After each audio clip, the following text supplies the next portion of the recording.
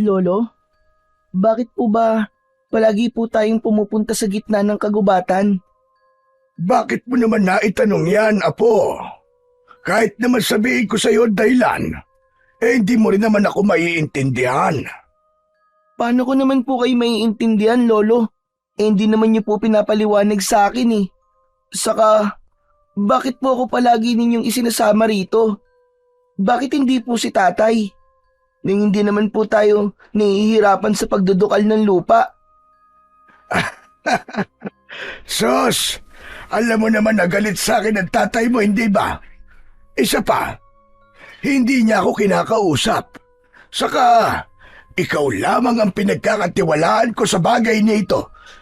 Pagdating ng araw mapapakinabangan mo rin ito, Apo.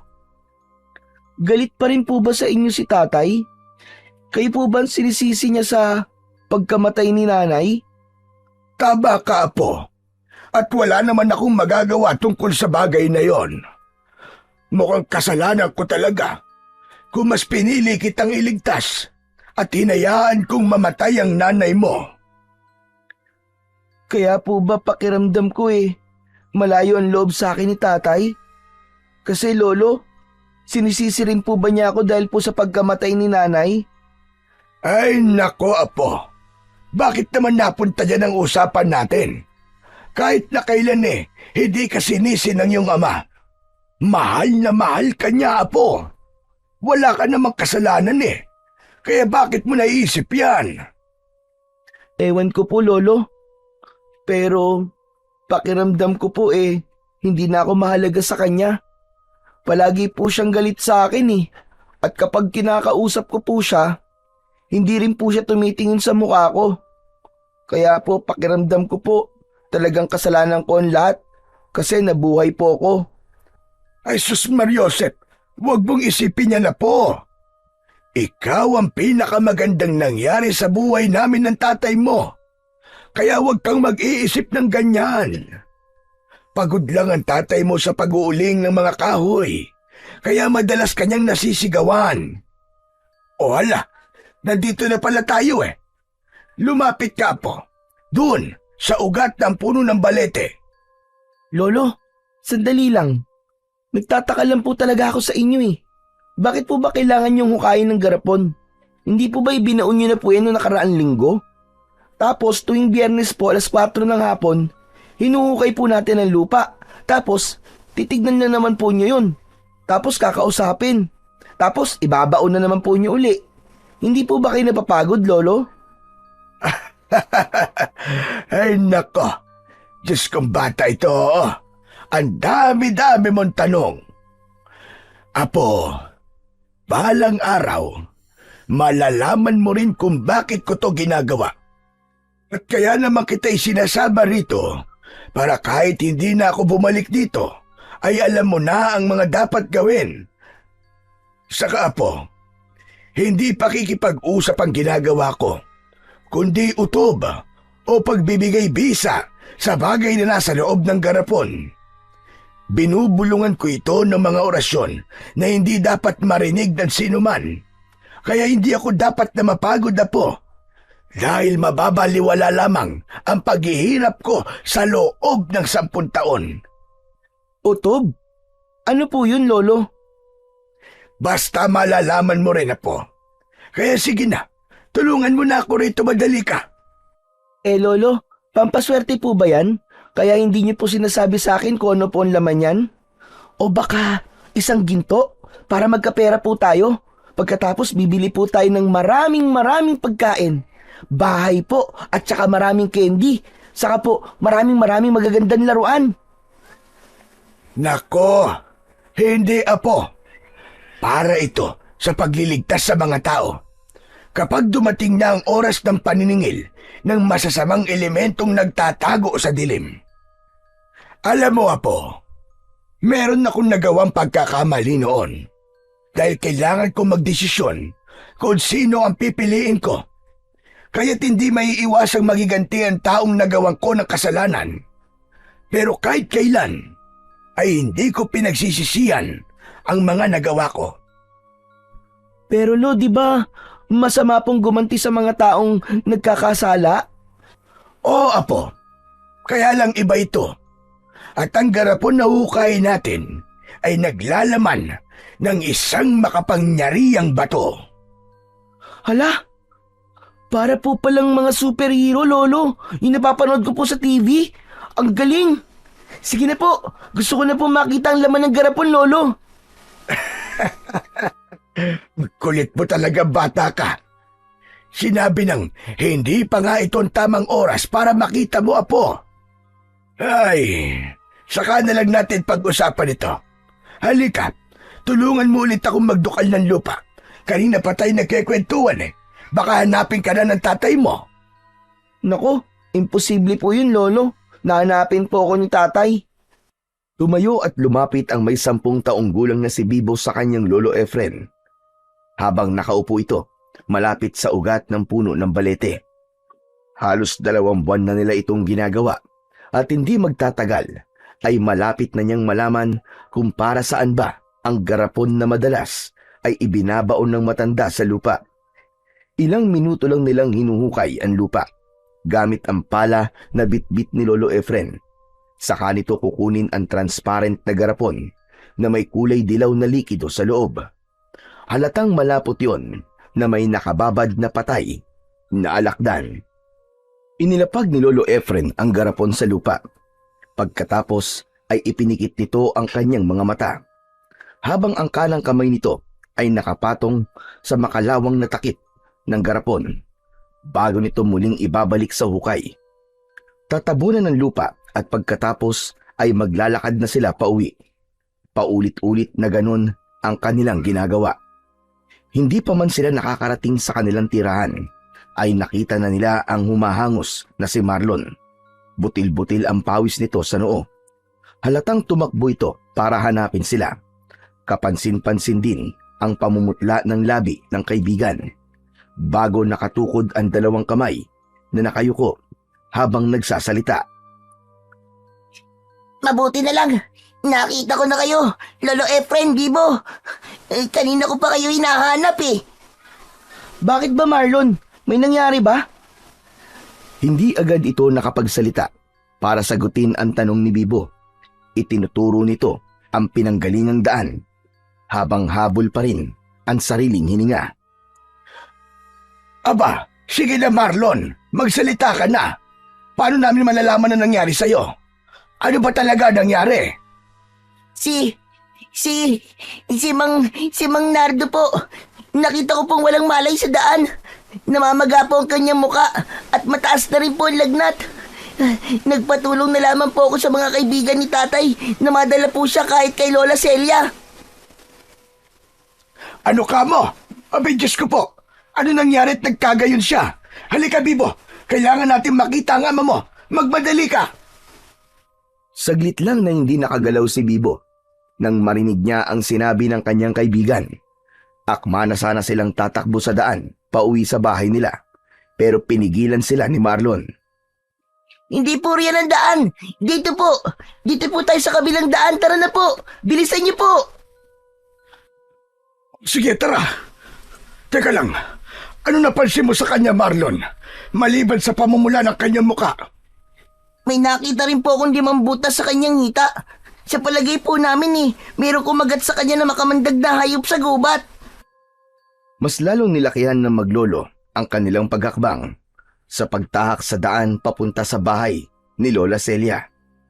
Matagal nang albularya ang matanda sa kanilang baryo, pero ngayon lang nila mapupuntahan ang bahay nito dahil puro kagat lang naman ng aso, tuklaw ng ahas o kahit na anong kagat ng makamandag na hayop ang ginagamot ng matanda gamit ang kulay itim na batong pangtambal.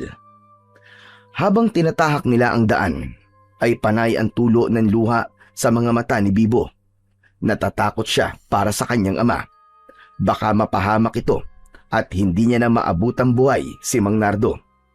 Kahit hindi ito madalas na makipag-usap sa kanya, ay hindi pa rin naman niya hahangarin na mapahamak ito o may mangyaring masama. Lakad at takbo ang ginawa nila para makarating kagad sa bahay ni Lola Celia. Pagkarating ng tatlo sa tapat ng bahay ng matanda, napansin nila ang mahabang pila ng maraming tao. Nakaupo ang mga ito sa upuang gawa sa kahoy. Hinanap kagad ng paningin ni Bibo kung nasaan ang kanyang ama, pero bigo siyang makita ito roon. Marlon, akala ko ba nandito si tatay? At dito mo siya dinala? Nasaan si tatay? Ipinasok namin siya sa loob ng silid ni Lola Celia dahil wala pa rin siyang malay nang dinala namin siya rito eh. Kaya tara na po sa loob. Sa likod po tayo ng bahay dumaan. Sumunod sina Lolo Efren at Bibo kay Marlon habang malaki ang mga hakbang ng kanilang paa. Halos patakbo silang pumasok sa kusina ng matanda. Marami pa rin ang mga taong nakaabang sa loob ng bahay. Lahat ay naghihintay na matapos ang matanda sa pagtatambal sa sugat ng mga ito. Maririnig ang mga daing dahil sa sakit. Ang iba naman ay namimilipit dahil sa kirot ng mga sugat nito. Dito niya napansin na parang ang daming nakakagat ng sinasabing hayop sa gubat. Lola Celia, kasama ko na po ang ama at anak ni Mang Nardo. Sasamahan ko po muna sila sa loob ng silid. Ay, salamat naman. O sige na, Marlon. Samahan mo na muna sila at susunod na lamang ako sa inyo kapag natapos na ako rito. Tara na po, Lolo Efren. Dito po tayo. Pinagmasdan muna ni Bibo ang itsura ng matandang babae. Sa tingin niya ay edad 68 taong gulang na ito. Maraming nakasuot na kwintas sa leeg nito at napansin niyang lahat ng yon ay gawa sa sanga ng kahoy. Palaging nakangiti kapag kaharap ang mga pasyente. Nakita niya rin ang mga bato sa mga sugat ng mga pasyente na nakadikit sa mga balat ng mga ito. Biglang nagtama ang kanilang paningin. Para bang meron siyang kakaibang naramdaman nang matitigan niya ito sa muka. Ano pa bang ginagawa mo rito? Aba, sige na. Puntahan mo na ang tatay mo ron sa silid. Ginabot ko na siya at pwede niyo na siyang maiuwi kapag nagkabalay na siya. Narinig naman ni Lolo Efren ang sinabi ni Lola Celia kay Bibo na bumalik pa nang maramdamang hindi siya sumunod rito sa pagpasok sa silid. Hinila ni Lolo Efren ang kanyang kamay at humarap kay Lola Celia. Maraming salamat sa iyo, Celia. Ay, wala ka naman. Sige na, puntahan niyo na ang anak niyo. At marami pang pasyenteng naghihintay sa akin sa labas. Tara na. Silipin na muna natin si Nardo, Apo. Susunod na lang po ako. Dito po muna ako, Lo. Iniwan sila ni Lola Celia at lumabas ito papunta sa sala. May dala itong palanggana at talbos ng mga bayabas. Naunang pumasok sa loob, sina Lolo Efren at Marlon. Si Bibo naman ay naiwan sa kusina habang pinagmamasdan pa rin ang ginagawa ng matanda. Minsan na rin siyang nangarap na maging isang albularyo katulad ng matanda. Kaya lang, pagkatapos mamatay ng kanyang ina, ay hindi na siya iginapang ng kanyang ama sa pag-aaral dahil kulang pa sa kanilang mga pangangailangan sa pang-araw-araw ang kinikitan ng kanyang ama sa pag-uuling ng kahoy. Lalo pa at nagkasakit ito ngayon. Napansin ni Bibo na parang may ipinapainom na kulay berdeng likido si Lola Celia sa mga pasyente nito. Parang katasyon ng dahon ng bayabas. Tig-iisang kutsara ang dami nun, pero mabisa ang gamot para sa sugat. Pagkatapos ang namumutlang labi ng pasyente, ay biglang magkakaroon ng kulay at mawawala ang lagnat. Lihim siyang humahanga sa matanda. Akma na sana siyang lalapit dito nang maramdaman niya ang kamay ni Marlon. Nakakunot ang noo nito na binalikan siya para pumasok na sa loob ng kwarto ng matanda. Hoy, ano ka ba? Saan ka ba pupunta? Hinahanap ka lang ni Lolo Efren eh. Manunod sana ako sa panggagamot ni Lola Celia eh. Bakit ba? Anong bakit ka dyan? Baka magkabalay na si Mang Nardo wala ka sa tabi niya. Mahalaga pa bang nasa tabi niya ako? Bibo, ano ba? Pambihira ka naman eh. Kailangan pa bang itanong yan? Akala ko ba nag-aalala ka sa kanya. Bakit Marlon? Kumusta na ba siya? wala pa ring malay ang tatay mo. Pero may benda na ang sugat sa hita niya. Grabe, ang taas ng lagnat niya talaga. Saka, namamaga pa rin ang kanyang muka. Wala sanang balak si Bibo na tignan ng kanyang ama dahil alam naman niya na mabuti at mahusay ang matandang gumamot dito. Kaya nang marinig niya ang sinabi ni Marlon ay nagmamadali na siyang pumasok sa loob ng silid nito. Nakita niyang nakahiga ang kanyang ama sa katre na gawa sa kawayan. Bumundol ang kaba sa kanyang dibdib nang makitang wala pa rin itong malay. Malungkot na nakaupo si Lolo Efren sa tabi ni Mang Nardo. Maya-maya pa ay pumasok na si Lola Celia. Hindi pa rin ba siya nagkakabalay? Hindi pa rin, Celia. Saka bakit ganun? Hindi mawala-wala ang lagnat niya. Batay sa nakita ko sugat niya sa hita. Parang naggaling yun sa kagat ng hayop na may mahabang pangil. Pero babaya lagi, mawawala na rin ang kanyang lagnat. Dahil nilagyan ko na yun ng tambal. Baka pagod lang siya, kaya nakatulog. Lola,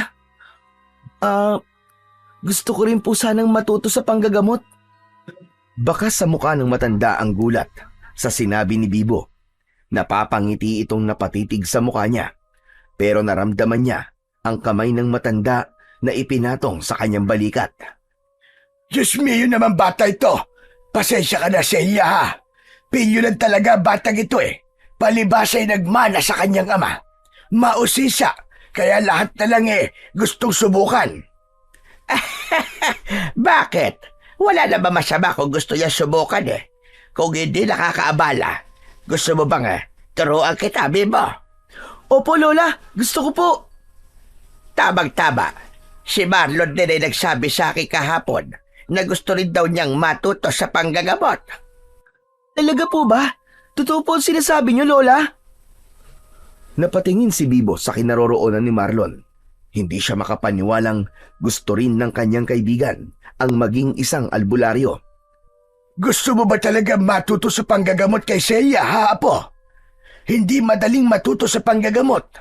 Marami kang kailangang pagdaanan. Opo, Lolo, desidido po ako.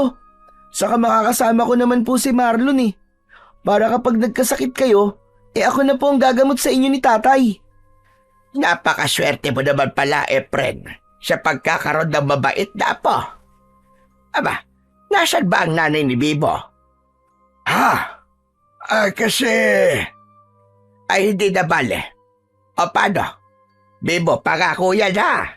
Gusto ko na rin na may mapagpapasahan ako ng aking kaalaman sa paggagamot. Malayo ang mararating yung magkaibigan, kaya't ipagpatuloy nyo yan. Mabuti pa si Bibo. Papayagan ni Lolo Efren. Ako po kasi, hindi ko alam kung papayagan po ako ng mga magulang ko eh. Eh di wag mong ipaalam sa kanila.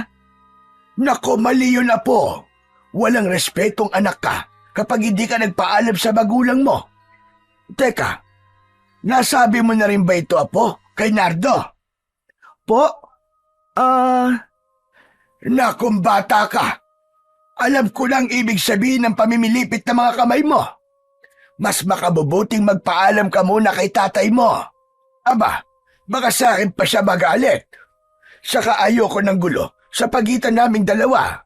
Kaya sana, Apo, magpaalam ka muna sa kanya. Tama naman ang lolo mo, Bibo. Baka paghihintay naman ako eh. O paano? Maiwan ko muna kayo ha. Tawagin niyo na lamang ako sa labas kapag nagkabalay na si Nardo. Nahabol na lamang ng tingin ni Bibo si Lola Celia habang papalabas ito sa silid. Nagkatinginan naman sina Marlon at Lolo Efren nang tumingin ang mga ito sa kanya. Maya-maya pa ay napansin niyang gumalaw ang daliri ng kanyang ama. Naglawong bigla ang pag-aalala niya nang makita itong nagmulat ng mga mata. Tay, kumusta na po ang pakiramdam niyo? Anong ginagawa niyo rito? Saka nasan ako? Ako po nagdala sa inyo rito. Nasa bahay po kayo ni Lola Celia. Ganun ba? Gusto ko nang umuwi. Magpahinga ka na muna saglit, anak. para bumalik ang lakas mo. Tumingin ng masama si Mang Nardo kay Lolo Efren. Napansin ni Bibo ang pagguhit ng galit sa mga mata ng kanyang ama. Kayo manatili rito. Hindi ko kailangan ng opinyon nyo. Umalis na nga kayo sa harapan ko. At babangon na ako. Tay, nag-aalala lang naman po kami sa inyo eh. Ay, wala akong pakialam. Hindi ko kailangan ng mga pag-aalala nyo sa akin. Bakit ba ako nandito ha? Bakit po ba ganyan kayo, Tay? Kami na nga po nag-aalala sa inyo, galit pa po kayo. Nakakahiya naman po kay Marlon, no? Siya po nagbala sa akin sa inyong dalhin kayo rito. Yun naman pala eh. Hindi naman pala kayo nagdala sa akin dito eh. Salamat na lang sa'yo, Marlon ha. Pero kailangan ko nang umuwi. Walang anuman po, Mang Nardo. Apo, sige lumabas ka muna. Marlon, samahan mo muna si Bibo. Ako nang bahala rito. Umalis din kayo, Tay. Hindi ko kayo kailangan dito. Iniwan ni Bibo sina Mang Nardo at Lolo Efren na nag-uusap. Tila naglagay na talaga ng pader na harang ang kanyang ama para kay Lolo Efren. Malungkot siyang lumabas ng silid ni Lola Celia. Naramdaman niya ang palad ni Marlon sa balikat niya. Isipin mo na lang, Tol, na wala kang narinig. Ganun lang kasimple yun. Ipaubaya na lang natin sa Diyos ang pagbabati nilang mag-ama. Sana nga. Pero Marlon, hindi ko pa rin maiwasan ang hindi malungkot para kay Lolo eh. Di ba matanda na siya? Ang dapat sa kanya hindi nalulungkot ng ganun. Lalo pat nasa ibang bahay sila. Nakakahiya sa mga makakarinig. Bakit ba lumalim ng ganun ang hidwaan nilang mag-ama? Hindi ko nga rin alam eh. Si Lolo lang naman na madalas na nagkikwento sa akin tungkol kay nanay eh. Magmula na magkaisip ako, kahit kailan, hindi pa ako kinausap ng maayos si tatay. Tol, alam mo ba na minsan ko nang narinig sa mga magulang ko tungkol sa nanay mo? Kaya lang, wala ako sa katayuan para magsabi sa iyo eh. Mabuti lang sa kanila mo marinig. Mahalagang malaman mo kung ano ang punot dulo ng galit nila sa isa't isa. Mahirap yan. Baka pagsisihan nila sa bandang huli. Nako, bahala sila. Matatanda na sila. Alam na nilang tama't mali. Kung ayaw sa akin ni tatay, hindi ko naman ipipilit ang sarili ko sa kanya eh. Saka mahalaga, nagkakausap kami ni Lolo. Si tatay, bahala siya kung ano ikinakagalit niya kay Lolo. Teka, maiba nga pala tayo ng usapan. Ikaw ba seryoso na sa pagpapaturo mo ng panggagamot kay Lola? Aba, syempre naman. Gusto ko talaga maging katulad niya. Ang dami kasing napapagaling ni Lola eh. Saka ang astig na mga gamit niyang pantambal. Isang tapat lang ng bato, magaling na agad ang pasyente niya. Totoo ba yung naririnig ko, ha, Bibo? Sabay silang napalingon ni Marlon sa pinagmulan ng boses ni Lola Celia. Nakangiti ito na kanina pang nakikinig sa kanilang pinag-uusapan. Kanina pa po ba kayo dyan, Lola? Naku, pasensya na po. Bakit ka naman hihingi ng pasensya? Masaya pa nga ako dahil naiintindihan mo ang ginagawa kong panggagamot sa mga pasyente ko. Siya nga pala, nagkabalay na pala si Nardo. Hindi ba kayo papasok? Pinalabas pa nga po kami ni Lolo Efren eh. Mukhang nagtatalo na naman po sila. Ay, ganun ba? Kaya pala nandito kayo. O heto nga pala, para sa inyong dalawa. Kunin nyo, isuot nyo sa leeg nyo. Kwintas po, Lola Celia. Bakit po? Para saan po ba ito?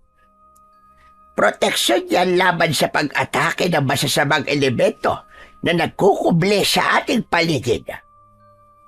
Masamang elemento? Ano po ba yun, Lola? Mga nilalang na nagkukuble sa kadiliman. Katulad ng mga aswang, mga nag-aanyong tao o hayop. Kaya palagi kayong mag-iingat. Pero dahil sa proteksyong ibibigay ko sa inyo, hindi nila kayo basta-basta masasaktan. O sige na, isuot niyo na yan. Wow! Ang ganda naman po nito, Lola. Ang astig po tignan. Teka, ano po bang tawag sa kwintas na ito? Ang tawag dyan matag-uwak. Isang uri ng bunga ng punong liwag na madalas na makikita sa katawan ng puno ng balete. Mabisang pantaboy yan sa panganib at kamalasan. Madalas yan gamitin ng mga albularya katulad ko. Di ba? Gusto niyong maging albularyo kagaya ko? Magtatanong pa sana si Bibo sa matanda nang bigla nang lumabas ang kanyang ama. Hindi ito nagsalita. Dumaan lang ito sa harapan nila. Kasunod ang malungkot na si Lolo Efren. Lolo Efren, ano po nangyari sa pag-uusap nyo? Ayoko muna pag-usapan niyan, Bibo. Tara na, umuwi na tayo at malapit ng dumilim. Uuwi na ba kayo? Oo, Celia. Malapit na kasing gumabi. Mahirap maglakad lalo pa't kailangan naming dumaan sa kakauyan. Maraming salamat nga pala sa'yo. Pasensya na rin sa abala. O siya, tara na po. Umalis na tayo. Nang makaalis na sila sa bahay ng matanda, ay napansin ni Bibo na kanina pa walang imik si Lolo Efren. Magmula nang umalis sila sa bahay ni Lola Celia, panay rin ang buntong hininga nito. Hindi niya alam kung ano ang pinag-usapan ng kanyang ama at ng kanyang lolo. Tila nawala ang saya sa mukha ni Lolo Efren. Binasag lang ni Marlon ang katahimikan sa pagitan nila nang makarating sila sa gitnang kakauyan. Bibo, wala ka bang naririnig? Ha? Bakit? Kanina pa parang may sumusunod sa atin eh. Nako, baka si tatay lang yun. Sira ka ba? Sabi ko, sumusunod sa atin. Ang tatay mo kanina pag umalis yun, di ba? Para kasing kinakabahan ako eh. Kakaiba rin ang galaw ng mga dahon sa paligid.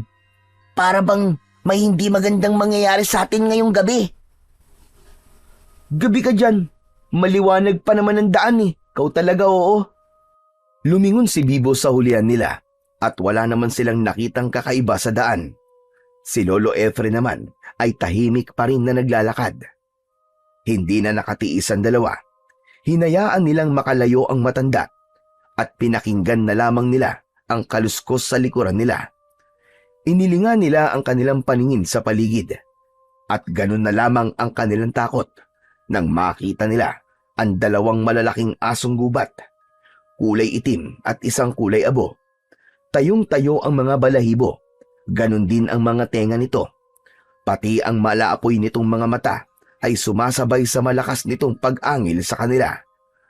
Napapaatras ng hakbang ang magkaibigan habang hindi malaman ang kanilang gagawin. Hindi rin nila inaalis ang paningin sa dalawang asong gubat na galit na galit.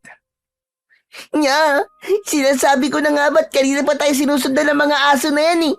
Paniguradong sila ang kumagat kay Mang Nardo. Diba, sabi ni Lola, pangontra sa kanila ang matang uwak na suot natin. Itinaas pa ni Bibo ang suot niyang kwintas para ipaalala sa kaibigan ang kakayahan ng bunga ng ligaw na damo. Pero mas lalo lamang lumakas ang pag-angil ng dalawang asong gubat. Pero mukhang wala namang epekto yan sa kanila eh. Tignan mo oh, mas lalo lamang silang nagwawala. Tumutulo pa ang kanilang laway habang panay ang kaskas ng unahan ng kanilang paa sa lupa. Parang pasugod na sa atin. Umalingaw-ngaw ang malakas na alulong ng mga asong gubat sa buong kagubatan. Dahilan para marinig ni Lolo Efren na nasa panganib ang dalawang bata. Nagmamadali itong bumalik at nakita nga ng matanda ang dalawang asong gubat na may nagbabantang mga mata. Lumayo kayo sa kanila! Aswang ang mga yan! Nagulat ang dalawang bata sa biglang paglitaw ni Lolo Efren sa kanilang harapan. May dala itong matigas na kahoy na siyang iwinawas-iwas nito sa ere, paharap sa dalawang asong gubat. Patuloy ang mga ito sa pag-angil at pagakbang papalapit sa kanilang kinaroroonan. Habang sina Marlon at Bibo naman ay takot na humahakbang paatras, palayo sa naturang mga asong gubat. At nang wala na silang mahakbangang lupa dahil sa nakaharang na kahoy sa likod nila, lumukso ang kulay itim na aso para atakihin ng kagat si Lolo Efren. Pero sinalubong ito ng hawak na kahoy ng matanda. Tinamaan ng asong gubat sa leeg at bumagsak ito ng pasadsad sa lupa. Umaangil ito dahil sa sakit na nararamdaman. Hindi nagtagal, ang isang kulay abong asong ligaw naman ang umatake sa kanila, habang silang dalawang magkaibigan ay hindi makagalaw at pinapanood ang matanda kung paano itong makipaglaban sa mga asong gubat na aswang. Takbo na! Tumakbo na tayo! Pinagtig-isahan nila ang kamay ni Lolo Efren. Magkakahawak ang kanilang mga kamay na tumakbo papalayo sa mga aswang. Halos magpaekis-ekis pa sila sa daan nang maramdaman nila ang paghabol ng mga asong gubat sa kanila. Lolo, hinahabol pa rin po nila tayo! Kaya bilisan niyo, Apo! Dala ng matinding pagod, takot at pag-aalala, nadapa sa pagtakbo si Marlon at nahila nito ang matanda. Kaya naman halos magkakasabay silang natumba sa masukal na damuhan, at dahil malapit na silang abutan ng mga aso, humanap sila ng mga kahoy na pwede nilang gamitin panlaban sa mga asong humahabol sa kanila. Sa pag-atras nila sa kanilang likuran, ay biglang natumba si Lolo Efren.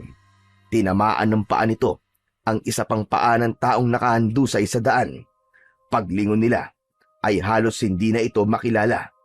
Doon nila napagtanto na hindi lang pala sila ang gustong biktimahin ng mga aso, dahil meron na palang nauna. Bumundol ang kaba sa dibdib ni Bibo nang maisip na baka ang kanyang ama ang nakahandusay sa daan. Kaya't mabilis siyang napatingin sa mukha ng biktima. Nakahinga lang siya ng maluwag nang makitang hindi yon ang tatay niya. Diyos ko! Nagsisimula na naman ang paglaganap ng kadiliman sa baryong ito. Sinasabi ko na nga ba? At babalik sila! Babalik siya! Sino po, Lolo? Sino po yung babalik? Lolo, nariyan na ulit ang dalawang asong gubat. Ano pong gagawin natin? Muling sumulyap si Bibo sa itsura ng biktima sa kanilang likuran. Tila natuyo ang balat nito at parang naging isang patay na kahoy. Ang kalahating katawan ay nagmistulang uling dahil sa pagkasunog. Matindi ang sinapit na pagpapahirap sa katawan ng biktima at hindi malabong mangyari na sapitin din nila ang nangyari sa lalaking yon. Kaya maigpit niyang hinawakan ang napulot nilang kahoy at itinutok yon sa harapan, kung saan ay patuloy na umaangil ang dalawang asong gubat na gusto silang katayin. Dahan-dahan ang mga ito na humahakbang papalapit sa kanilang kinatatayuan. Nakangising nakabuka ang bibig. Talasan niyo ang inyong mga mata. Huwag kayong pakakagat sa kanila. Lolo, hindi po kaya napahamak na rin po si tatay? Huwag naman sana, Apo. Sige, huwag din yung aalisin ang paningin niyo sa dalawang asong yan. Kung hindi, papatayin nila tayo. Hindi pa man natatapos sa pagsasalita si Lolo Efren, ay sumugod na sa kanila ang kulay itim na aso. Lumukso ito sa gitna nilang tatlo at nakagat nito sa braso si Marlon. Napasigaw ang kanyang kaibigan nang dahil sa labis na sakit. Iwinasiwas ng aswang ang ulo nito habang nakakagat pa rin sa kamay ni Marlon. Nabitiwan ni Marlon ang hawak niyang kahoy. Kaya naman, lumapit si Bibo at magkakasunod na pinaghahampas ang ulo ng asong gubat. Maya-maya pa ay tumalon naman ang isa pang kulay abong asong gubat para sakmalin sa braso si Bibo. Naramdaman na lamang niya ang pagbaon ng pangil sa kanyang laman at halos mapaihi siya sa shorts ng dahil sa sakit. Nilampasan na mga ito si Lolo Efren at sila lang dalawa na magkaibigan ang inatake ng mga ito. Lolo, tulungan niyo po kami! Aray! Ang sakit! Lolo, tulong! Kahit anong gawin nilang pagpupumiglas laban sa kagat ng mga asong gubat na aswang, ay hindi sila makaalis. Para silang mga nakagapos sa pangil ng mga aswang. Lumapit si Lolo Efren at isa-isang pinagsususuntok ang mga ulo ng mga asong gubat. Sakalang binitiwan ng mga ito ang kanilang braso. Bumagsak sa lupa ang magkaibigan, habang ang dalawang asong gubat naman ay patuloy na nakatayo sa kanilang harapan, habang tumutulo ang malapot nitong laway na may kasama pandugo. Kasunod ang muling pag-atake ng mga ito. papalapit sa kanilang kinaroroonan. Saktong paglukso ng mga asong gubat, ang pagtama naman ng tig-isang bato sa mukha ng mga ito. Bumagsak ang mga aswang sa damuhan. Nang lingunin nila ang pinagmulan ng bato, ay nakita nilang nakatayo si Lola Celia. Halatang tumakbo ito para habulin sila. Nang muli silang tumingin sa gawin ng mga asong gubat, nakita nilang bahag na ang buntot ng mga ito at kumaripas ng takbo, papalayo sa kanila. Hanggang sa naglaho ang mga ito sa madilim na bahagi ng kakahuyan. Diyos ko, nakagat kayo sa braso. Hali kayo at gagamutin ko kayo. Hindi na kailangan, Celia. Dati rin naman akong albularyo, kaya ako na ang gagamot sa kanila. Pero Lolo, kay Lola Celia na lang po ako magpapagamot para hindi na po kayo mahirapan. Wala nang nagawa si Lolo Efren kung hindi ang hayaang umalis sina Marlon at Lola Celia. Sakalang naramdaman ni Bibo ang pananakit ng kanyang sugat sa braso. Pero imbis sa bahay ay dumiretso sila sa lugar kung saan naroon ang madalas nilang puntahang garapon na nakabaon sa lupa. Lolo, bakit dito po tayo pumunta? Saka hindi po ba't kagagaling lang po natin dito kanina? Dahil panahon na para gamitin ito. Sa nakita kong biktima kanina, hindi ako maaaring magkamali. Bumalik na ang mga aswang para kunin ka, Apo. Ha? Ano po? Kunin ako? Pero bakit po, Lolo? Mahirap ipaliwanag, Apo.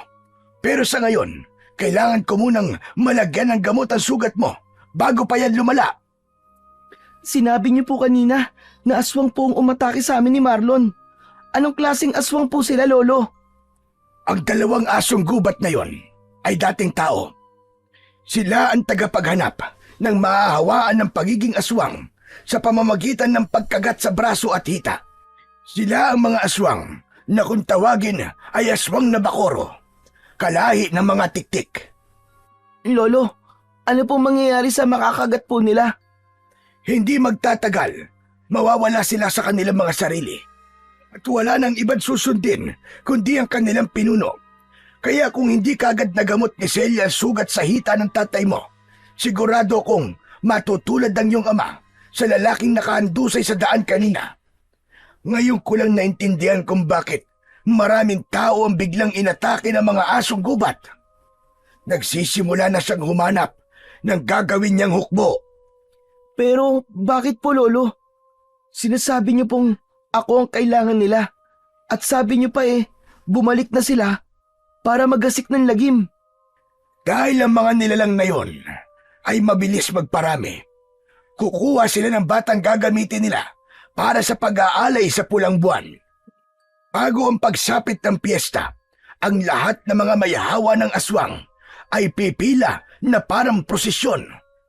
Tandaan mo, Apo, mapanganib kung makukuha ka nila. Mamamatay na muna ako bago sila magtagumpay. Gagawin ka nilang supremo ng mga aswang. Ano? Supremo ng mga aswang? Alam po ba ni tatay ito, Lolo? Sa simula't simula ay wala nang pinaniniwalaan ng iyong ama. Kaya hindi niya nakikita ang mga nangyayari sa paligid niya. Pero Lolo, naguguluhan ako Bakit po ako? Bakit ako po ang kailangan nila? Dahil hindi ka pangkaraniwan na po. Halika, tulungan mo akong hukayin ng garapon. Kailangan na nating magmadali. Ito na ang oras para magamit ko ito para sa iyo. Magkatulong silang naghukay sa lupa at mabilis nilang kinuha ang garapon. Nagmamadaling binuksan yon ng matanda at nakita niya sa loob ang matigas na katawan ng alakdan. Kasama ang liabe. Ang liabe na gawa sa asero ay madalas na isinusuot sa 4 na daliri para gamiting pansuntok sa kalaban.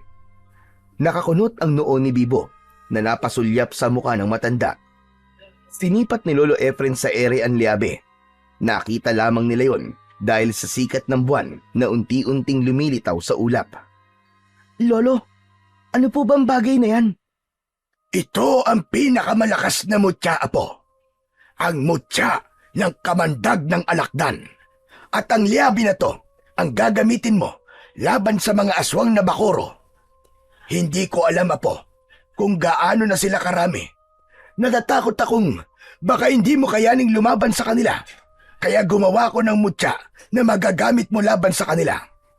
10 taon nang nakalilipas. Magmula ng isilang ka, ay nakabaon na ang mutyang ito sa lupa na malapit sa ugat ng balete. Dahil naniniwala ako na kapag malapit ito sa balete, ay magkakaroon din ito ng immortal na kapangyarihan. Hindi ko po kayo naiintindihan, Lolo eh. Bakit kailangan kong lumaban sa kanila? Pwede naman pong ipaubayan na lang natin to sa mga tanod o di kaya po sa mga pulis. Ikaw lamang ang makakatalo sa kanila, Apo. Akin ang braso mo, yung may sugat, at papatakan ko ng katas ng alakdan. Akma na sanang hahawakan ni Lolo Efren ang kamay ni Bibo. Nang mabilis niyang binawi yon, naalala niyang nakamamatay ang kamandag ng alakdan.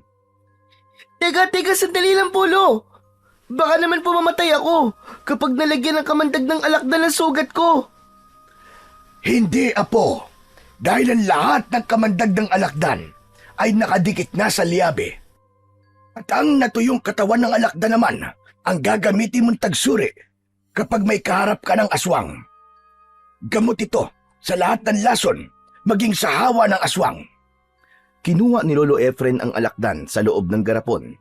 Napansin niyang isang uri yun ng kwintas. Hindi niya akalaing tatagal yon sa mahabang panahon na nakababad lang ito sa malapot na likido. Meron na itong hindi magandang amoy. Kaya naman, habang isinusuot niya ang kwintas, ay napataklob siya ng palad sa kanyang ilong. Huwag kang mag-alala. Mawawala rin na mabahong amoy na yan. Naramdaman ni Bibo ang pagdampi ng malamig na likido sa kanyang sugat. Maanghang na may konting hapdi at nagulat siya sa naging reaksyon ng gamot sa kanyang sugat. Bumula iyon na parang agwa oksinada. Kasunod ng makating pakiramdam at pagkatuyo ng dugo sa palibot ng kanyang sugat. Lumitaw ang 5 butas na mula sa pangil ng asong gubat. Nawala ang sakit. Bumakas sa mukha ni Lolo Efren ang matinding kasiyahan. Nagtagumpay ako, Apo. Nagawa kong pagalingin ang sugat mo gamit ang mutya ng kamandag ng alakdan. Paano niyo po nasabing napagaling niyo na po ang sugat ko, Lolo?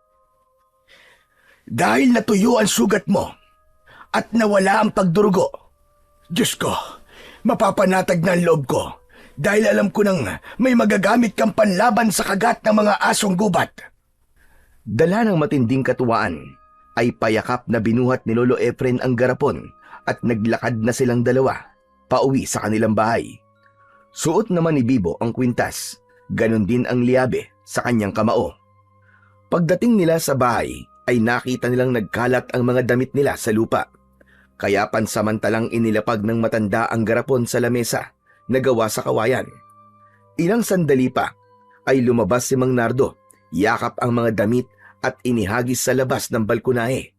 Hindi naiintindihan ni Bibo ang mga nangyayari, pero alam niyang nagsisimula na ang kanyang ama na ipakita ang galit nito sa matanda.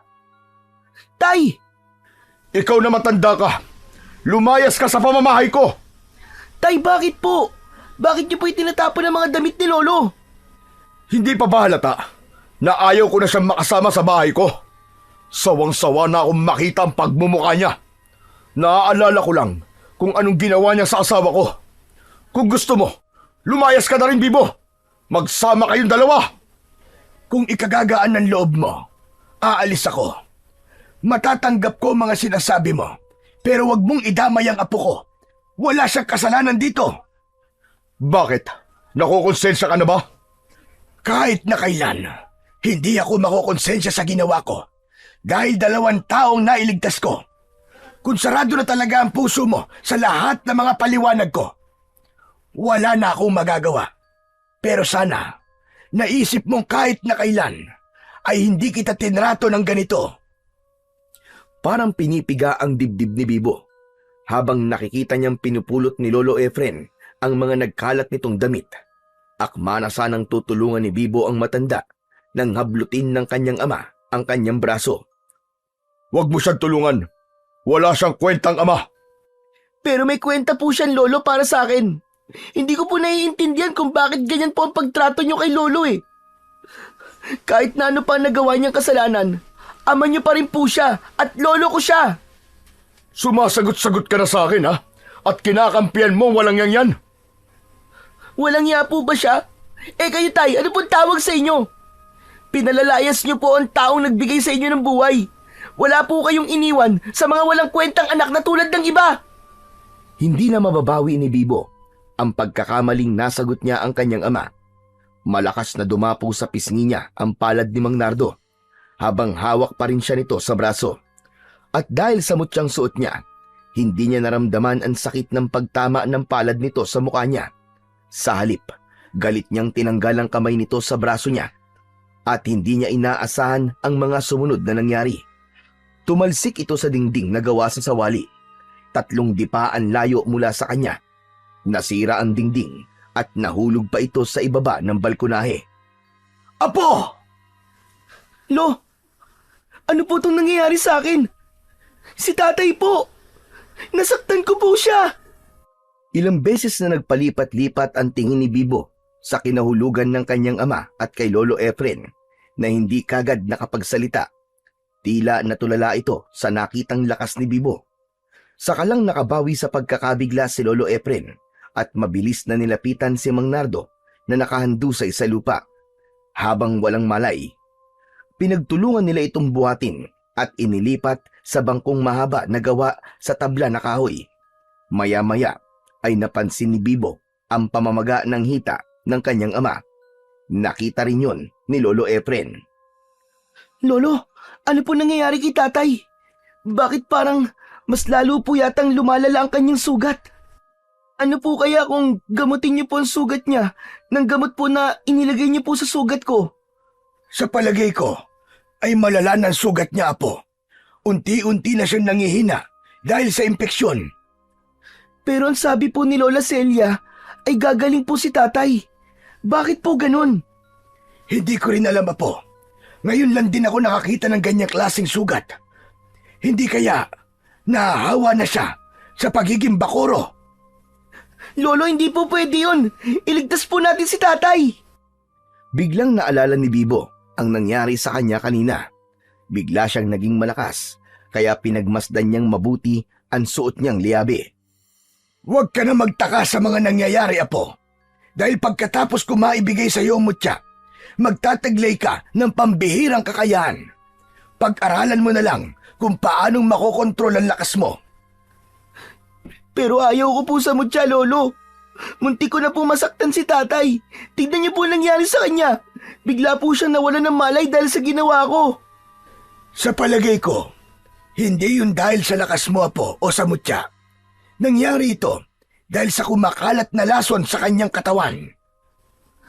Lolo, natatakot po ako.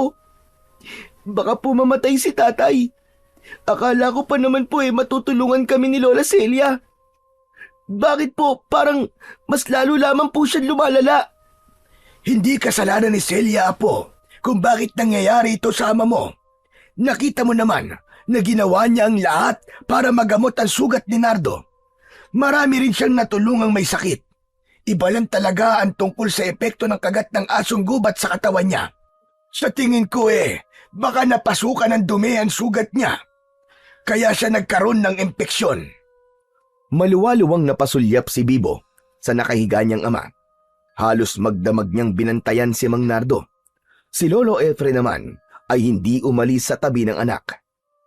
Inalagaan nito si Mang Nardo, maging sa pagpapalit ng damit nito. Saksi si Bibo sa pag-aasikaso ni Lolo Efren sa kanyang ama. Kaya hindi niya maintindihan kung bakit umabot sa ganito ang pag-aaway nilang dalawa. Kinabukasan ay nagising si Bibo sa pagwawala ng kanyang ama. Nagsisisigaw ito at namimilipit dahil sa sakit ng kanyang sugat. Panay ang pagmumura nito ni hindi niya magawang lumabas para harapin ang kanyang ama. Nag-aalala siyang baka maalala nito ang ginawa niya, kaya nagkasya na lamang siya sa pakikinig sa nangyayari sa labas. Lumayas ka sa harapan ko! Hindi mo kailangan ng tulong mo!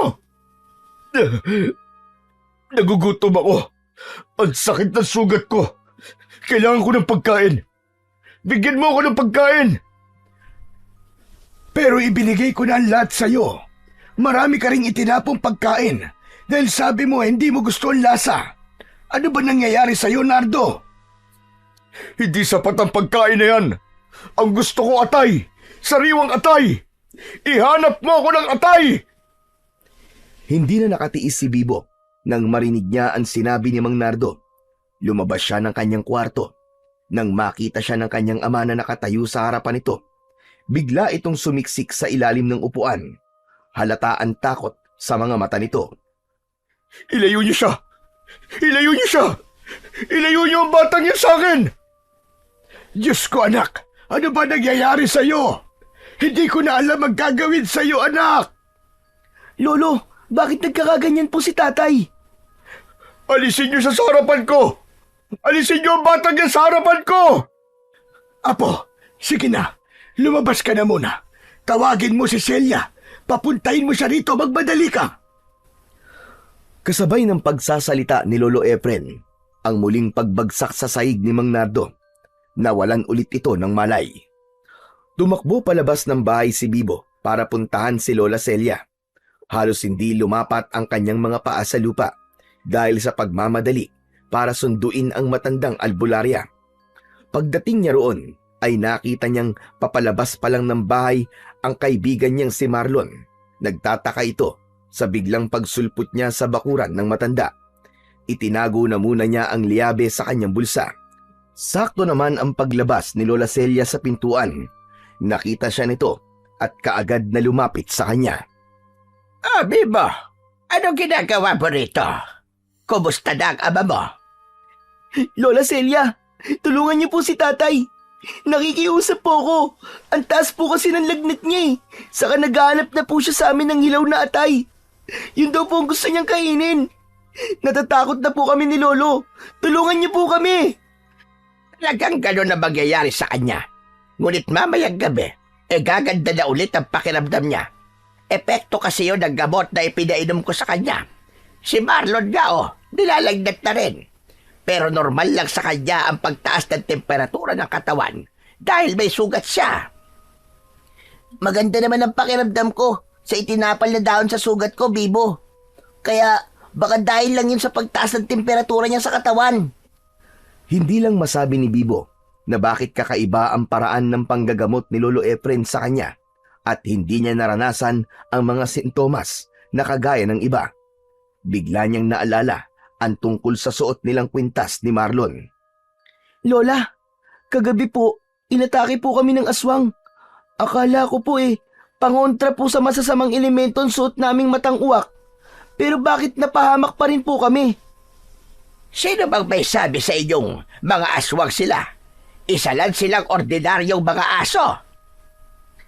Si Lolo Efren po may sabi.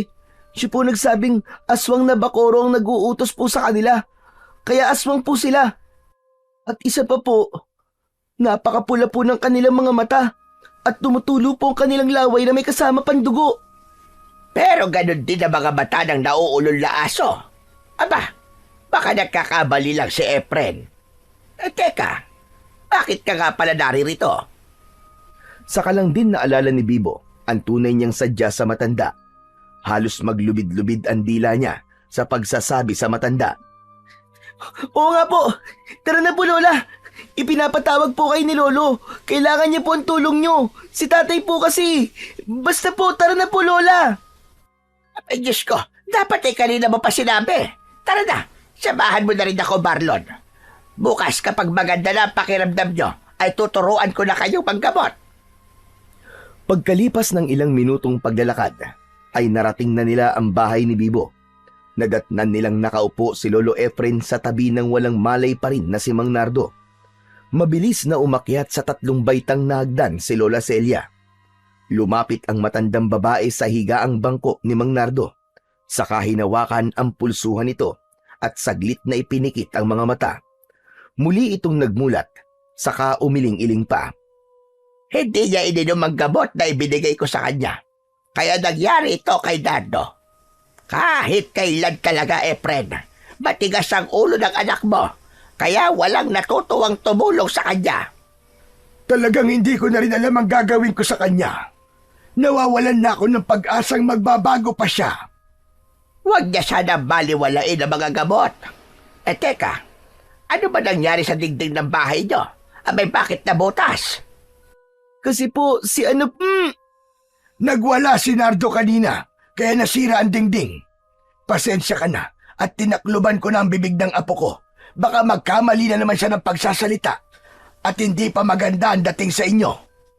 Saka lang inalis ni Lolo Efren ang palad nito sa bibig ng nagpupumiglas na si Bibo.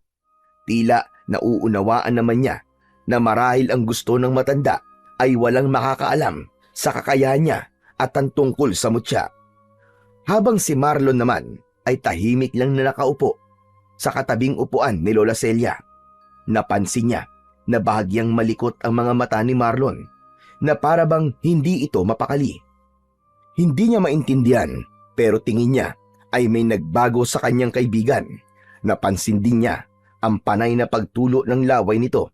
Kaya naman nang umalis si Lola Celia ay sa kanya ito kinausap. Tol, sigurado ka bang wala kang nararamdamang kakaiba sa katawan mo? Bakit mo naitanong, Bibo?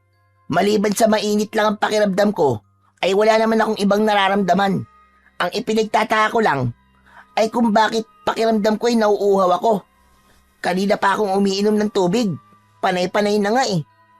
Parang may hinahanap ang sikmura ko na hindi ko maintindihan.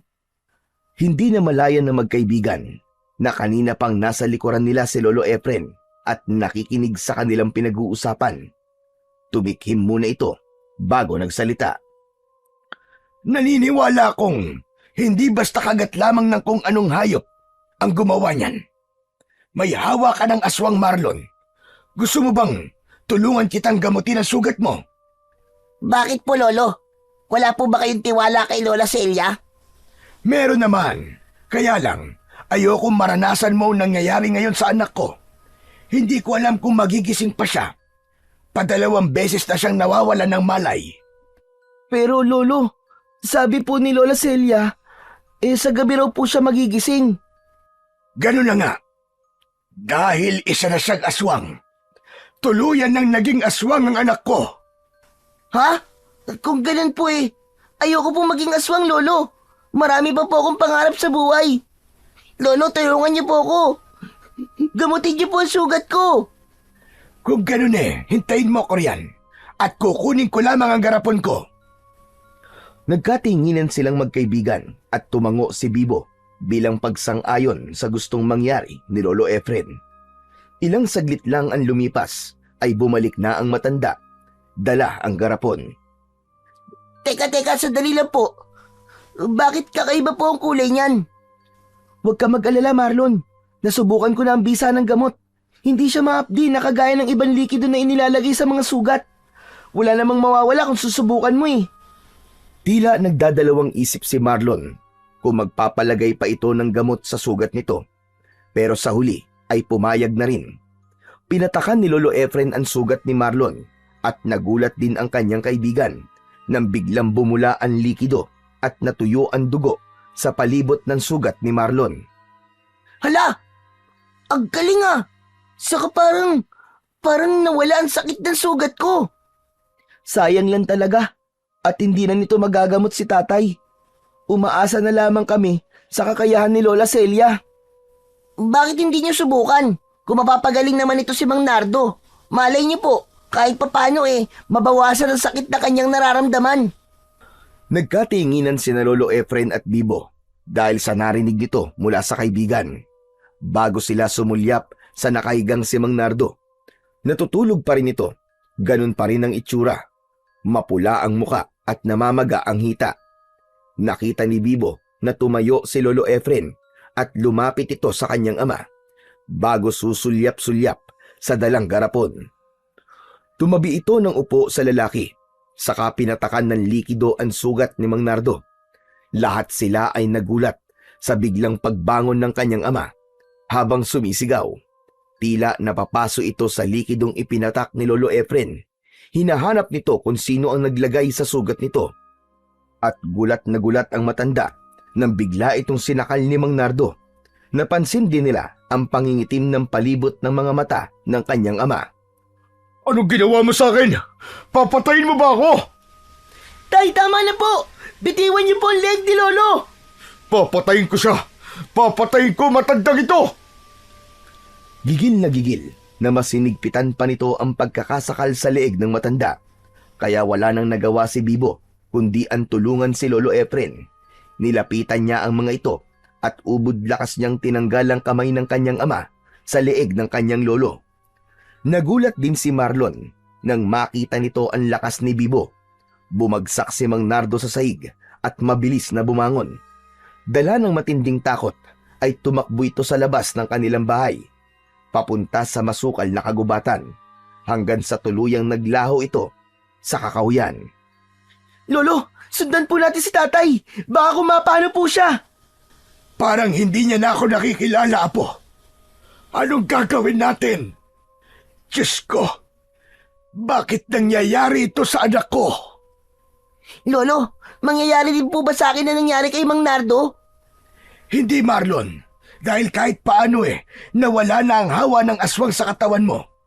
Ang ipinagtataka ko lang, bakit hindi sila nagagamot ng herbal ni Celia? Maging ng kanyang tambal. Imposible. Kasi nakikita ko naman na napapagaling niya ang mga taong nagpapagamot sa kanya. Baka hindi po talaga niya alam na may aswang po sa lugar natin, Lolo. Kasi sabi po niya kanina, ang 2 aso raw po na umatake sa atin kagabi ay mga nauulol na aso lamang po at hindi isang nilalang na nagtatago sa dilim. Wala pong alam si Lola Celia. Iba po ang pagkakakilala niya sa aswang. Kaya siguro, kampante lang siya ng gagamot sa kanyang mga pasyente. Kasi habang ginagamot niya po ako, ay napagaling naman po niya ang ibang mga nakagat ng asong gubat eh. Kailangan humingi na talaga tayo ng tulong sa kanya. Teka, si Mang Nardo po ba? Hindi natin siya susundan? Hahanapin ko siya. Ibabalik ko siya rito. Sasamahan ko po kayo, Lolo. Hindi na, Apo. Dahil may ipapagawa ko sa inyong 2 ni Marlon. Pumunta kayo sa bahay ni Celia. Bantayan niyo siya.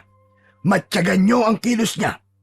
Bibo, kailangan ko ang tulong mo, Apo. Pakiramdaman mo ang suot mong mutya. Kapag uminit ang suot mong kwintas, ibig sabihin nun, may aswang sa paligid mo. Ibig sabihin, Lo, hindi pa po aswang si tatay. Kasi wala pa po akong nararamdamang pag-iinit ng mutya. Aswang na ang ama mo, kaya imposibleng hindi mag-init ang suot mong mutya. Patingin nga ako. Inilabas ni Bibo ang kanyang suot na mutya at nakita rin yun ni Marlon, kaya nagtaka ito. Pero mas nagtaka si Lolo Efren dahil ang naipakita ni Bibo ay ang matang uwak na ibinigay sa kanila ni Lola Celia. Saan mo nakuha ito, Bibo? Ibinigay po sa amin ito ni Lola Celia. Si Marlon po, binigyan din po siya nito. Bakit po, Lolo? Isa itong matang uwak na kayang magkontrol sa kapangyarihang taglay ng ibang mutya na may mabuting epekto sa katawan ng tao. Pero bakit kayo binigyan ito? Hubarin ninyo, alisin nyo sa leeg ang kwintas na yan. Ginagamit yan ng mga aswang na bakoro para malaman ng kanyang alagad kung sino ang sunod na bibiktimahin. Hanggat hindi tayo nakakasigurado, kailangan nyong bantayan ang kilos ni Celia. Ano po nangyayari, Lolo? Hindi ko na po maintindihan. Saka ko na lamang ipapaliwanag. Sige na, hahanapin ko pa ang iyong ama, Bibo. Tandaan mo ang mga ibiniling ko sa inyo. Mabilis na tumakbo si Lolo Efren papunta sa kakahuyan sa direksyong pinasukan ni Mang Nardo. At dahil tanghaling tapat ay malinaw nilang nakikita ang daan at walang banta ng aswang kung sakaling pumunta sila sa bahay ni Lola Celia. Ano ba kasing nangyayari, Tol? Hindi ko masasagot ang tanong mo, Marlon eh. Kailangan na muna nating magpanggap. Anong gagawin natin sa kwintas na ibinigay ni Lola sa atin? Ako na muna magtatabi niyan, tara na. Sumunod ka na sa akin at huwag ka magpapalata sa matanda nang hindi tayo mahuli. Pagkatapos maihanda ni Bibo ang kanilang mga kakailanganin, ay nilisan nila ang loob ng kanilang bahay at naglakad na papunta sa bahay ni Lola Celia. Pagdating nila sa tapat ng bakuran ng matanda, ay napansin nilang mas dumami ang nagpapagamot dito.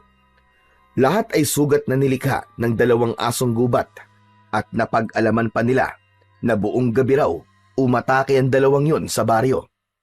Kaya mahaba ang pila sa bahay ng matanda na halos umabot na sa labas ng bakuran nito. Sa kusina sila dumaan at marami ang nakita nilang nakahiga sa katre. Walang mga malay ang iba, habang ang ilang pasyente naman ay nagkikikisay ang katawan dahil sa sakit ng sugat ng mga ito. Pagtungtong ni Bibo sa pintuan ay nagsimula ng uminit ang kanyang suot na mutya. Makahulugan siyang napatingin kay Marlon. Tumango ito bilang pagsang-ayon sa naiisip niyang gawin.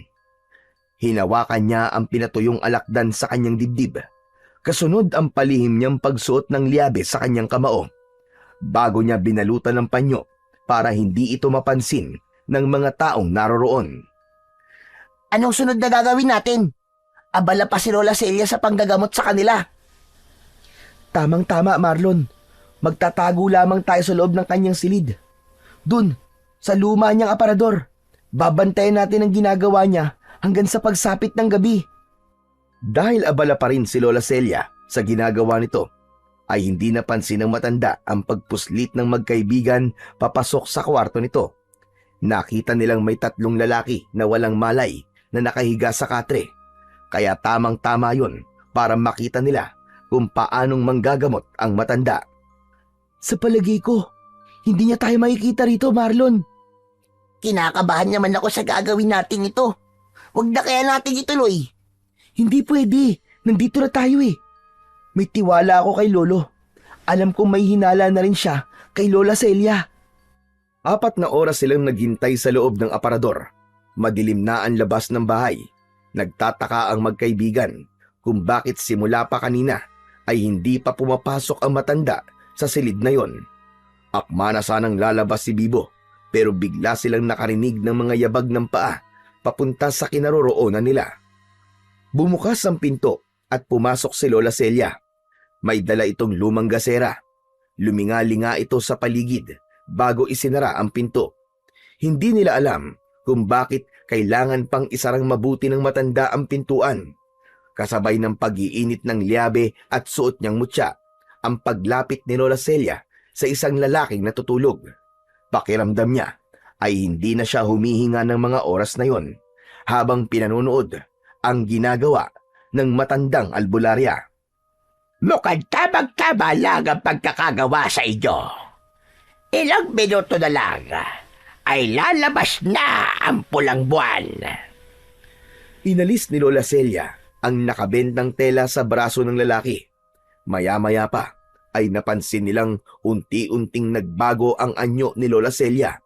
Ganun na lamang ang panlalaki ng kanilang mga mata nang humaba ang bibig nito at tinubuan ng balahibo sa katawan. Nagkaroon din ito ng mahabang buntot na parang sa aso. Ang tayong-tayo nitong tenga ay tila nakadagdag sa nakakatakot na itsura ng aswang. Diyos ko! Anong klaseng nilalang yan?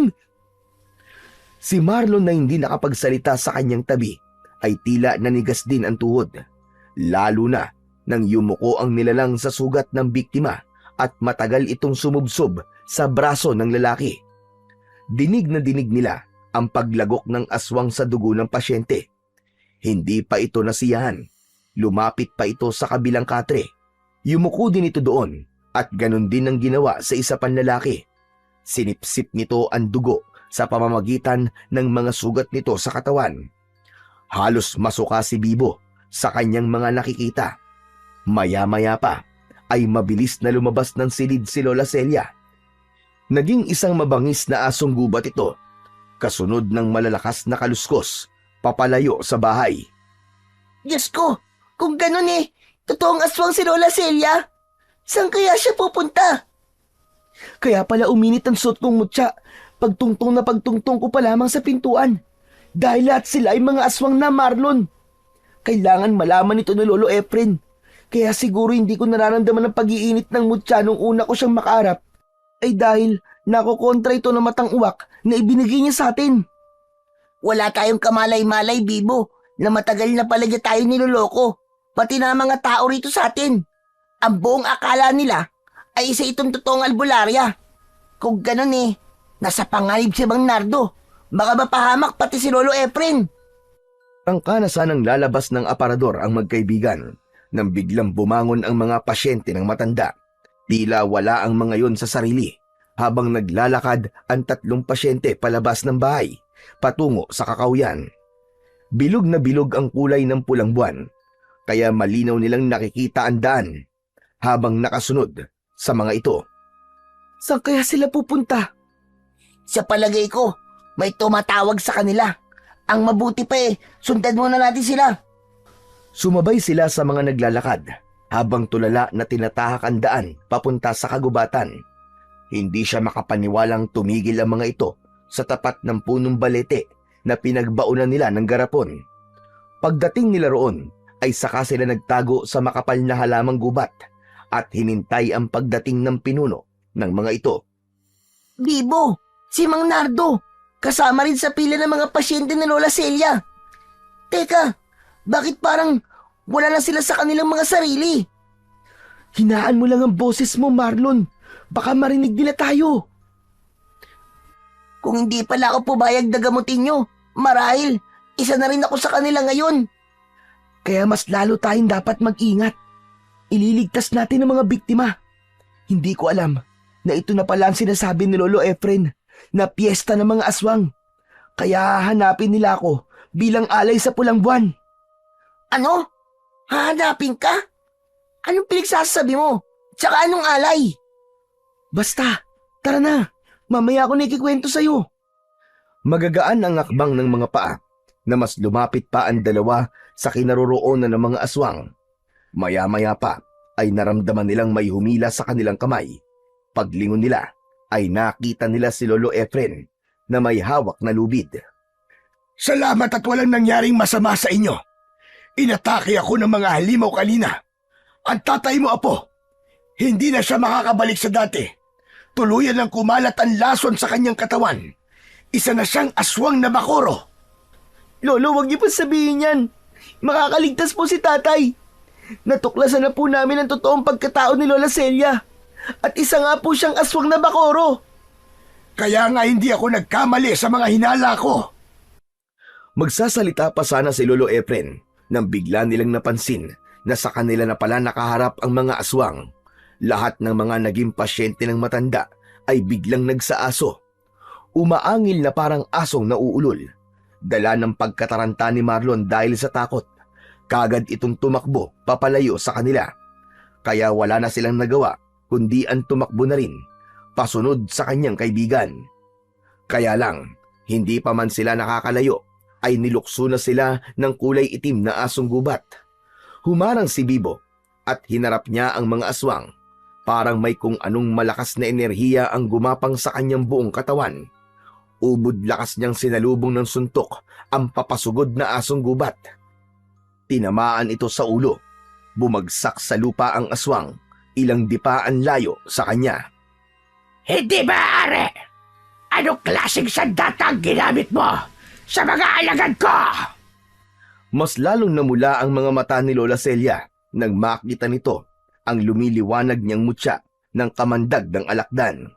Ganon din ang kamao ni Bibo.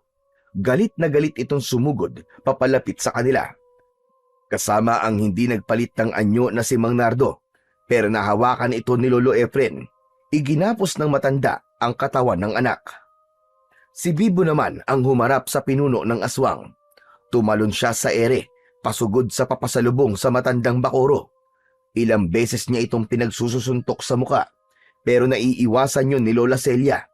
Gumanti ito ng kagat sa kanya at tumama yun sa kanyang kamao na may suot na liabe. Tila napapaso itong napaatras at kumaripas ng takbo, papalayo sa kanilang kinaroroonan. Ang mga asong gubat naman ay nagbalik sa anyo nito bilang mga tao. Bumagsak ang mga ito sa lupa habang walang malay. Iginala ni Bibo ang kanyang paningin at nakita niya si Lolo Efren na maluwaluwang pinagmamasdan ng anak na walang tigil sa pagpupumiglas para makawala sa pagkakagapos sa tali. Lolo, ano pong gagawin natin kay tatay? Mas makabubuti na yung nakatali siya para hindi siya makapanakit ng tao. Si Marlon, kailangan mahanap natin siya.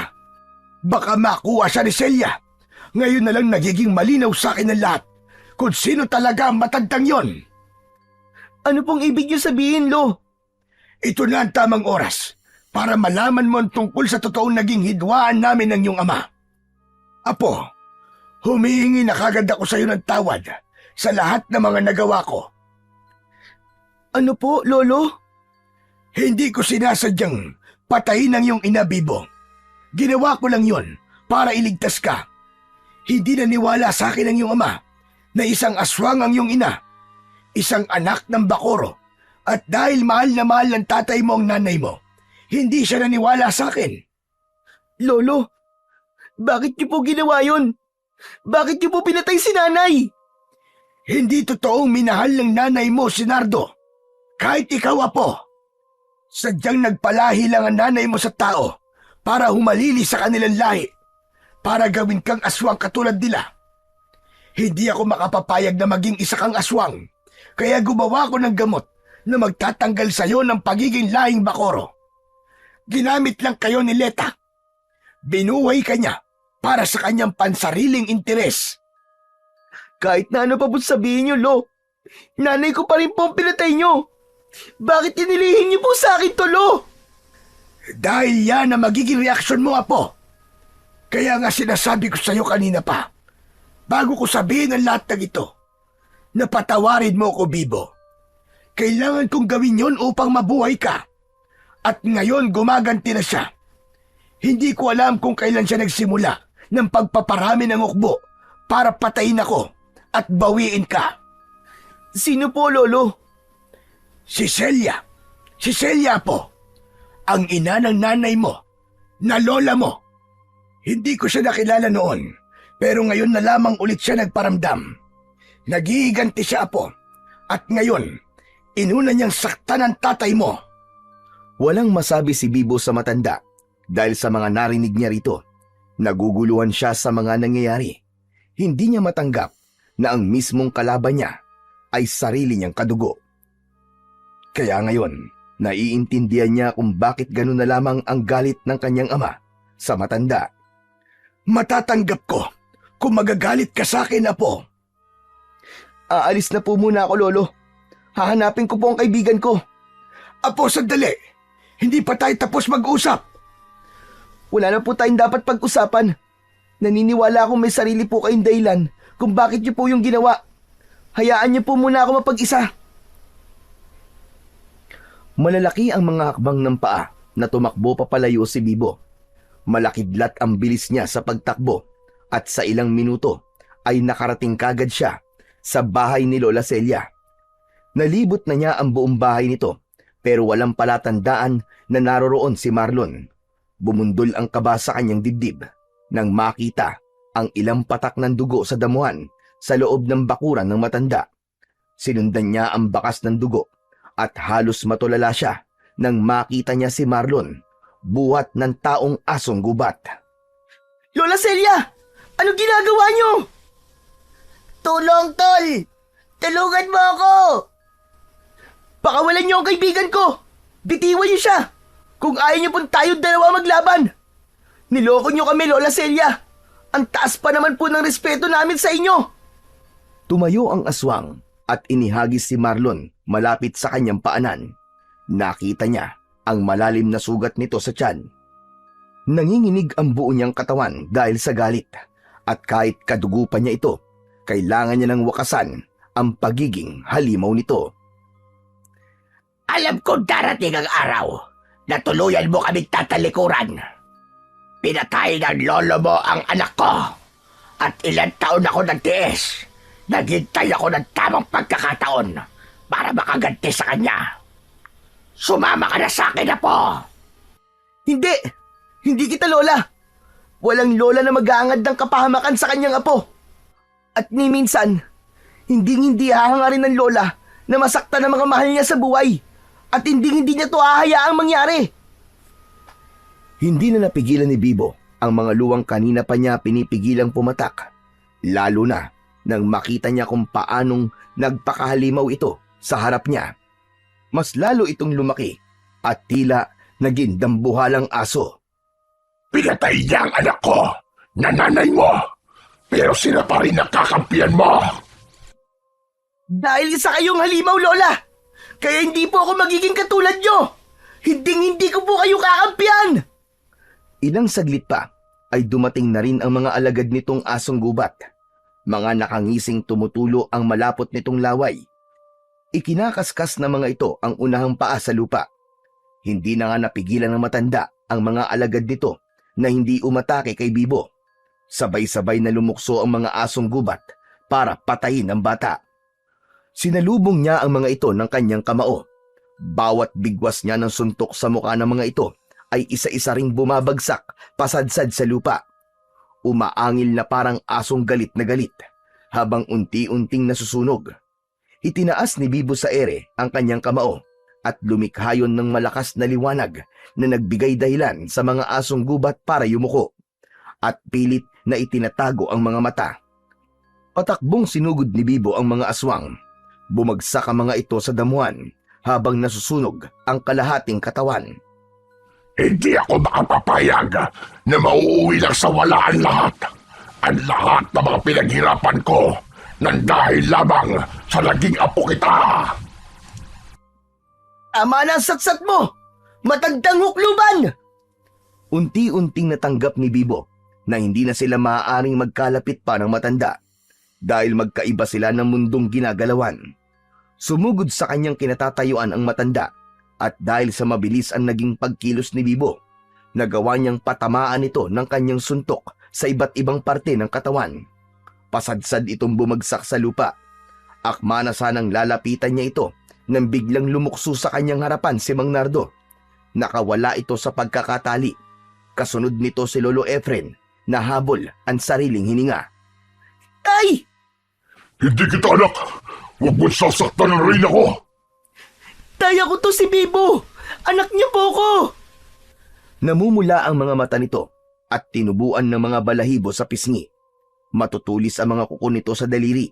Iba na ang kilos nito habang nakadipa ang mga kamay na tangkang papasugod sa kanya. Apo! Hindi niya na tayo nakikilala! Hindi na siya ang tatay mo! Narinig ni Bibo ang malakas na pagtawa ni Lola Celia sa likod ng kanyang ama. Dahan-dahan itong tumayo at bumagsik ang anyo nito habang nakatingin sa kanila. Heto na ang magiging katapusan mo, Efren. Sa lahat ng ginawa mo sa aking anak, hindi ka pala kontento. Pati ang apo ko ay inilayo mo rin sa akin. Lolo, umalis na po kayo rito! Tulungan niyo po si Marlon! Sugatan po siya, Lolo! Pero, paano ka, apo? Kaya ko po ito, Lolo! Gagawin ko po ang nararapat sa kanila! Magtiwala lamang po kayo sa akin! Mabilis na kumilos si Lolo Efren. Nilapitan nito ang nakahandusay na si Marlon, saka binuhat papalayo sa kanilang tatlo. Muli niyang hinarap ang kanyang ama. Hindi niya napansin na nakalapit na pala ito sa kanyang kinatatayuan. Kaya paglapit nito sa kanya, ay nakalmot na siya kagad sa kanyang dibdib. Dumikit ang dugo sa kamay nito. Imbis na siya ang masaktan, tila ito pa ang namimilipit dahil sa sakit. Hawak nito ang kamay habang sumisigaw. Kitang-kita niya kung paanong napaso ang kanyang ama sa dumikit na dugo sa kamay nito. Anong nangyayari? Bakit ang init? Nakakapaso! Hindi ko na kaya ang sakit! Bumagsak sa lupa ang kanyang ama at dala ng kanyang pag-aalala ay nilapitan niya kagad ito, pero bigla siyang nilundag ng kulay itim na asong gubat. Kasunod ang kulay abong aso. Ito ang dalawang alagad ni Lola Celia na pinagmulan ng mga sugat ng kanyang ama. Mabilis niyang nailagan ng mga pag-atake ng mga ito. Halos manlaki ang mga mata ni Lola Celia nang sa pagsuntok ni Bibo sa katawan ng kulay itim na asong gubat ay lumubog ang kanyang kamao. Nabutas ang tiyan ng asong gubat at bumagsak ito sa lupa at nagmistulang kahoy ito sa sobrang tigas dahil nasunog ang katawan nito. Ano nangyayari? Paano mo yun nagawa? Bakas sa mukha ng aswang na Bakuro ang takot nang makita ang kakayahan ni Bibo. Nanlalaki ang mga mata nitong nakatingin sa nakahandusay na asong gubat. Maya-maya pa ay sumugod naman sa kanya ang kulay abong asong gubat. Isang malakas na sipa ang pinakawalan niya na tumama naman sa mukha ng aswang. Pasadsad itong bumagsak sa lupa. Sinundan niya pa yon na pagtuon ng kanyang tuhod sa sikmura nito. "Mamamatay ka na ngayon! Halimaw ka!" Sa pag-angat ng kamao ni Bibo sa ere, ay tila nabalutan ito ng malakas na kulay dilaw na liwanag sa mismong liyabe. Pagbagsak ng kanyang kamao sa kulay abong asong gubat, ay kitang-kita ni Bibo ang pagbaon ng kanyang kamao sa tiyan at dibdib nito. Kumupi ang tiyan nito hanggang sa sumuka ng dugo at nagkikikisay ang katawan na parang nakukuryente. Tumayo ng tuwid ang bata at hinarap ang mismong pinuno ng mga aswang na nasa anyong dambuhalang aso. Habang naiisip niya na hindi niya na mababago ang kanyang tadhanang silang dalawa ng matanda ang maglalaban para sa kaligtasan ng nakararami. Susugod na sana si Bibo sa matanda nang biglang nagsalita si Mang Nardo. Kalmado na ito, wala na ang bakas ng pagiging aswang sa kanyang ama. Anak, huwag mo siyang labanan. Hindi niya alam ang kanyang ginagawa. Tay! Kayo na po ba yan? Nakikilala niyo na po ba talaga ako? Oo anak, nawala ang hawa ng pagiging aswang ko nang malagyan ako ng dugo mo. Totoo po ba, Tay? Napayakap si Bibo sa kanyang ama at nagunahang maglandas ang mga luha niya sa kanyang pisngi. Gumanti ito ng yakap sa kanya bago ito humarap sa aswang na si Lola Celia. Hindi ako makakapayag na maging masaya kayo habang ang aking anak ay matagal niyang naaagnas na bangkay. Katarungan para kay Leta. Igaganti ko siya! Pasigaw na sumugod ang aswang na Bakuro, papalapit sa kanilang mag-ama. Malakas na itinulak ni Mang Nardo si Bibo. Ito mismo ang humarap sa matanda. Tinamaan ng dambuhalang aso ng kalmot si Mang Nardo sa dibdib. Mabilis na tumayo si Bibo para tulungan ang kanyang ama. Saktong pagsugod ni Lola Celia ang pagsalubong ni Bibo sa matanda. Tinamaan ito ng kanyang suntok sa dalawa nitong binti, kaya't pasubsob itong bumagsak sa lupa. Mabilis na nilapitan ni Bibo ang nakahiga niyang ama at inalalayan niya itong tumayo. Binalot ng takot ang buong pagkatao ni Bibo nang makitang isa-isang lumilitaw sa kakahuyan ang mga asong gubat, ang mga biktimang tuluyang nahawa sa pagiging aswang na Bakuro. "Tay, tumakas na po kayo! Kailangan niyong umalis dito!" Anak, hindi kita iiwan. Hindi mo sila kakayanin. "Ay, wag po kayo mag-alala. Tutulungan po ako ng mutya ng kamandagdang alakdan na ibinigay sa akin ni Lolo. At higit sa lahat, alam ko pong hindi po ako pababayaan ng Diyos." Halos ipinagtulakan ni Bibo ang kanyang ama para tumakas. Pero hindi umalis si Mang Nardo dahil kitang-kita nila ang pagsugod ng mga asong gubat sa kinaroroonan ni Lola Celia. Wala nang inaksayang pagkakataon si Bibo.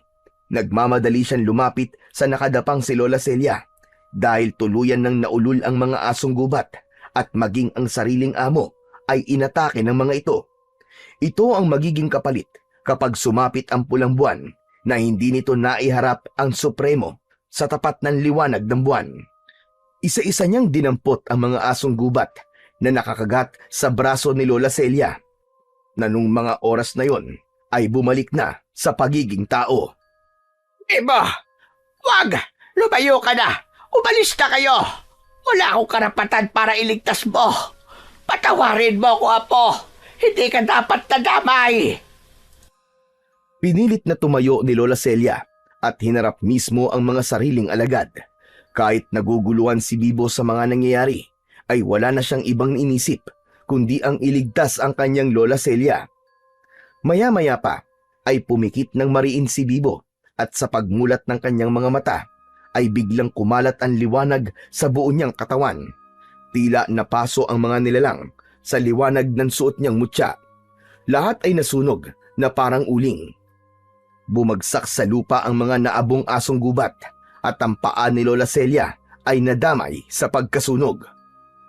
Lola, dadalhin po namin kayo sa ospital! Hindi na kailangan na po. Patawarin mo ko. Nagpadala ako sa galit. Hindi ko sinasadya. Lola, sige na po, nakikiusap po ako. Tutulungan ka po ni Lola Efren. Magagamot niya po ang pagiging aswang niyo, Lola. Pero sa ngayon, kailangan po namin kayong madala sa ospital. Hindi na, Apo. Kailanman ay walang kagamutan ng pagiging aswang ko. Iwanan mo na ako rito. Nangangako akong magpapakalayo-layo na ako at hindi na kita guguluhin pa. Nardo, patawarin mo ko. Talagang nasaktan lang ako sa ginawa mo sa aking anak. Tay, iligtas po natin si Lola. Oo anak, hindi natin siya iiwan dito. Yumuko si Mang Nardo at binuhat si Lola Celia. Samantalang si Bibo ay sumulyap muna sa lugar upang tiyaking wala nang natitirang aswang na bakoro. Hindi masamang magbigay ng pangalawang pagkakataon sa taong nagkasala ng mabigat sa mga tao. Si Bibo na masaya sa nangyari ay hindi pa rin makapaniwalang may saysay ang dugo niya at napagaling niya ang kanyang sariling ama. Nalaman ni Bibo na dahil sa katas ng kamandag ng alakdan na ginamit para magamot ang sugat niya, ay binigyan ng lakas ang kanyang dugo para makapagtanggal sa lason o hawa ng pagiging aswang. Sa kauna-unahang pagkakataon ay may isang batang may dugong kayang lumaban sa kahit na anong kamandag ng mga hayop. Pati na ang pagiging aswang ay kayang malunasan ng kanyang dugo. Sa tulong ng mutya ay muling naibalik ang katahimikan sa baryo. Kinabukasan ay napatayo si Bibo sa kanyang kinauupuan nang magising si Lola Celia. May swero ito katabi si Marlon. Naitakbo nila ito sa pinakamalapit na ospital. Kaya lang ay kinailangan ng mga doktor na putulin ang mga paa ni Lola Celia. Si Bibo naman ay nagamot na rin ng sugat sa kanyang dibdib. Lumabas nga sa laboratorio sa pagsusuri sa kanyang dugo na ang dugo niya ay may kakayahang magpagaling sa tuka ng ahas, kagat ng aso at lason. Bilang donor ng dugo at antidote sa biktima ng tuklaw na mga ahas, ay hanggang sa kasalukuyan ay tumutulong pa rin si Bibo sa mga tao. Isa na siyang ganap na doktor at hindi isang albularyo. Ibinaon nila sa lupa ang mutya ng kamandag ng alakdan at liabe sa loob ng garapon. Si Marlon naman ay siyang pumalit na albularyo ng kanilang barangay sa tulong ni Lola Celia, habang si Mang Nardo naman ay bumalik na sa pagiging masayang ama para kay Bibo. Patunay lang na ang pagpapatawad sa mga nagkakasala ay ang magbubukas sa pintuan ng panibagong pag-asa. At ang lihim ng nakaraan ay magiging bahagi na lamang ng isang ala-alang kailanman ay hinding-hindi nila makakalimutan.